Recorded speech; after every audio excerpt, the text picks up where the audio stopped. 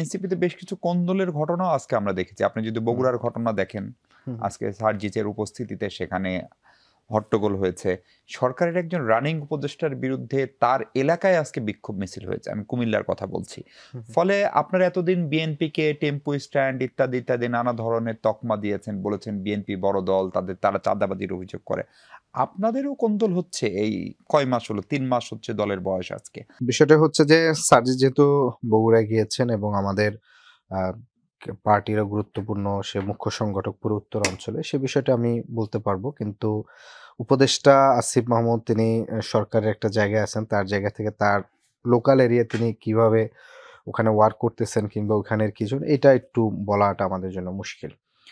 বগুড়ায় যেটি হয়েছে যে বগুড়া তো স্বাভাবিকভাবে ঐতিহাসিকভাবেই জাতীয়তাবাদী শক্তির একটা বড় জায়গা। সেখানে আমাদের পূর্বের একজন কেন্দ্রীয় নেতা ছিলেন, যাকে কিছুদিন আগে অব্যাহতি দেওয়া হয়েছে।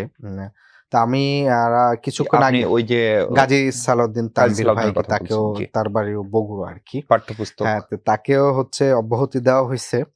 তো এখন এখানের সমস্যাটা আসলে এখনো পর্যন্ত আমাদের সঠিক তদন্তটা করা হয়নি।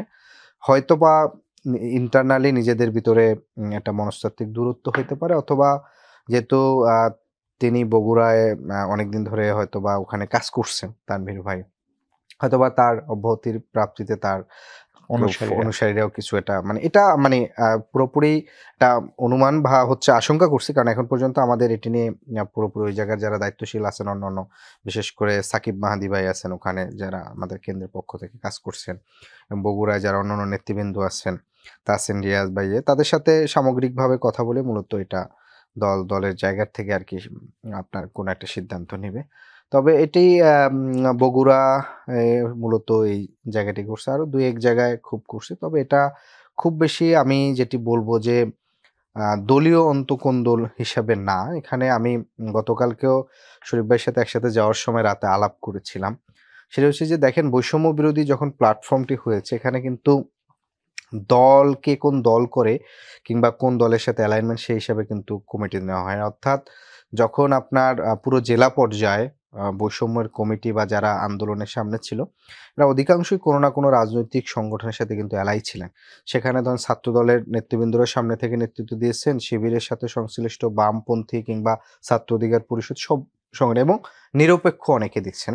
ফলশ্রুতি যেটা হচ্ছে যে বৈষম্যের স্টেকে বৈষম্যের অংশীদারিত্বের মধ্যে ছাত্রদল থেকে শুরু করে সবারই আছে।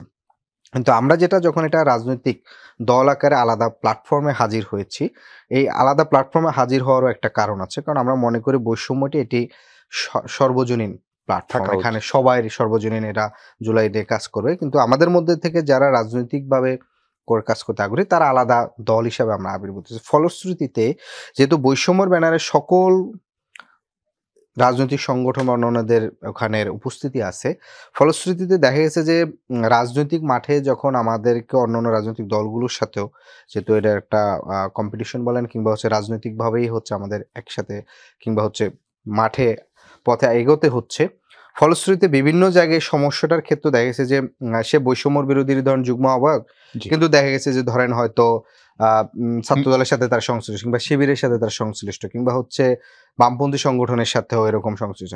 ফলশ্রুতিতে এই যে নানামুখী আদর্শের লোকজন একই একটা প্ল্যাটফর্মে থেকে অনেক সময় দেখা যে সে কমিটিতে আসতে যাচ্ছে, তাকে ধরেন চিন্তা করছে যে বুঝতে পারছেন এই জায়গাটাতে মূলত